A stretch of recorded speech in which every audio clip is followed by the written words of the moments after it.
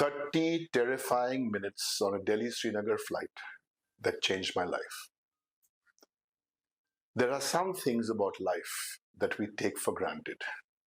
Sometimes that list includes life itself, whether we realize it or not. On Wednesday, the 21st of May, I boarded an Indigo flight from Delhi to Srinagar. Just another day in public life, just another flight. I take my usual seat at 19F at the emergency exit. Opting for that seat is an old habit. I'm on autopilot, doing all the things I normally do on a flight. 45 minutes in the air, halfway to our destination, there's an announcement over the PA asking us to fasten seatbelts. But there's absolutely no turbulence. 5 minutes later, we see lightning clearly visible as it stabs through the daylight. Now there is some turbulence, but it progresses rapidly. I realize this is not your regular turbulence. This is severe, the likes I've never experienced on my frequent flyer miles before. The plane by now is scarily tilting to the right. I'm acutely aware of this because I'm seated at the right-hand side of the Airbus A321neo. I'm accustomed to planes banking or tilting for a variety of reasons, but this does not feel like a normal situation. It is not a series of bumps or jerks. The entire aircraft starts tilting precariously. We are like hurtling down, seemingly to a sickening drop. Not a minute or two, I would say this lasted at least 10 terrifying minutes. Outside, all we can see, clouds ripped apart by angry streaks of lightning and constant hail. My mind is racing. Now there are other noises in the passenger cabin, not the normal buzz of conversation or a meal service. By now people are screaming, praying, chanting, some are screeching.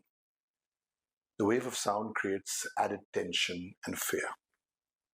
I'm conscious of passengers trying to film on their phones, but a voice, was it male, female, passenger voice, flight attendant, I can't remember. The voice says, "Band karo, stop filming." My life does not flash before me. Instead, I'm consumed by the thought that if something goes terribly wrong, I will miss the wedding in a few months of my only daughter. I think of my daughter, wife, stepdaughters, brothers, colleagues, friends. I think of what a tragedy it would be to leave them all behind without one chance to say goodbye to any of them. Sadness. Sadness. The sadness is overwhelming. It is a deep, abiding sorrow for relationships, for friendships that will not progress beyond this fraught afternoon. Yes, I am aware of how blessed my life has been. Perhaps I honestly don't know if it had something to do with going to a dingy lane in Kolkata 35 years ago in 1990,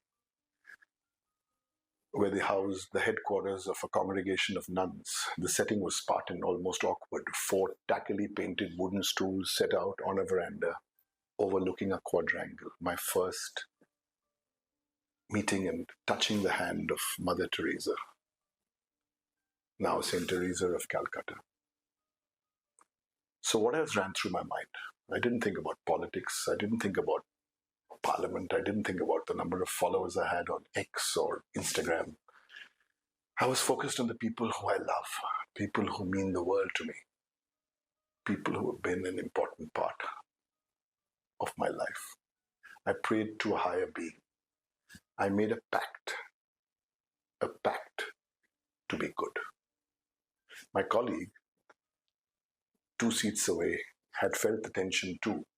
We had battled our fears in our own ways. He was bathed in perspiration. He looked as if he just stepped out of a shower.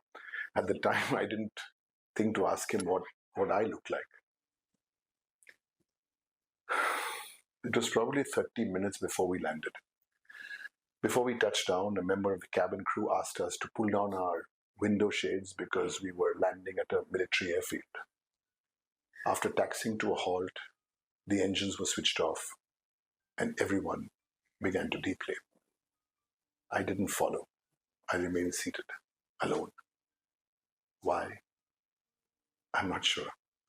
Perhaps to let it all sink in, perhaps to process it all, perhaps to decompress. I don't know exactly, but it gave me a chance to speak to the pilots before I left the aircraft. I thanked them on behalf of all the passengers and the crew. The captain told me this had been the most difficult flight in his 41 years of flying as a pilot. We kept speaking, but I promised the captains that the rest of our conversation would remain private forever. I only saw the damage to the nose when I deplaned. I still have no idea what that damage could have done or the potential danger it posed to our collective safety. I'm home now in Calcutta. It's been a week. I thought I'd dealt with it in my own way, but I was wrong. Then a few hours ago, I spoke to a childhood friend. He did the best thing any friend could have ever done. He listened. I had to stop several times as my emotions welled up repeatedly. All he said amid the prolonged silence and my stifled sobs was a simple quiet. It's all right, I'm here. I had to stop several times to regain my composure. That flight changed who I am. It changed how I regard every aspect of my life.